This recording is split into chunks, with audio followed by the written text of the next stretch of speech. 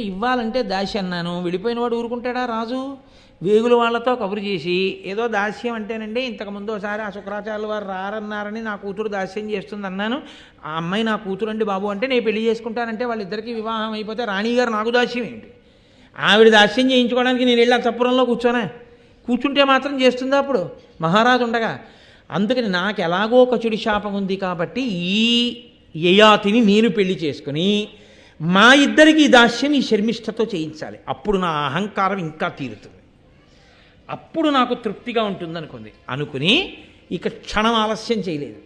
ఇక యయాతి తన కన్నుల నుంచి దూరం కాకూడదు, ఎందుకంటే శర్మిష్ఠ వంక చూస్తున్నాడు, అది ఆవిడ బాధ.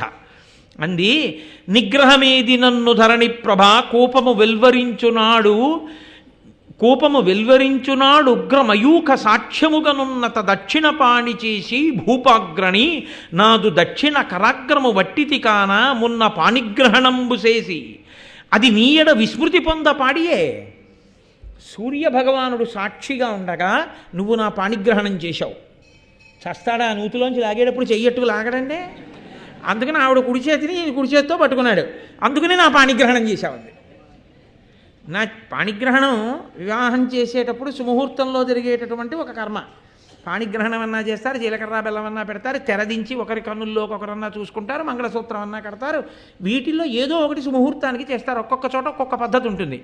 కాబట్టి నీవు రాజువి, నువ్వు పాణిగ్రహణం చేస్తే వివాహం చేసుకున్నట్టు. సూర్యుడు పైన వెలుగుతూ ఉండగా నువ్వు నీ యొక్క దీర్ఘమైనటువంటి కుడి చెయ్యి చాపి నా కుడి చేతిని పట్టుకుని పైకి లాగావు, కాబట్టి పాణిగ్రహణం అయిపోయింది, మన ఇద్దరికీ పెళ్ళైపోయింది. హడిలిపోడండి యయాతి, ఎక్కడి ప్రారంధం? ఆవిడ బ్రాహ్మణ కన్య, నేను రాజునా, నూతులోంచి లాగితే పెళ్ళైపోయిందంటుంది, పాణిగ్రహణం చేసామంటుంది అని నన్ను వివాహమై నహుషనందన ఈ లలితాంగి దొట్టి ఈ కన్యలందరూ దివిజ కన్యలతోనైన వారు నీకున్నతి ప్రీతి చేయగ నృపోత్తమ వాసుబోలి లీలతో ఇన్నరలోక భోగములనేకములందుము నీవు నావుడు.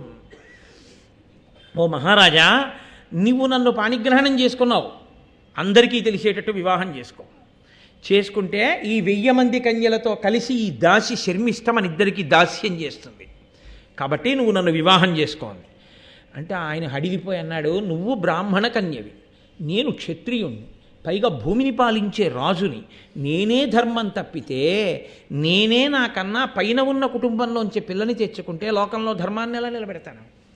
కాబట్టి నేను బ్రాహ్మణ కన్యని వివాహం చేసుకోకూడదు, కాబట్టి ఇది మన ఇద్దరికీ కుదరదు, ఇది ధర్మం కాదన్నాడు. అంటే ఇంకొక మాటగా ఏం చెప్పినట్టు, నాకు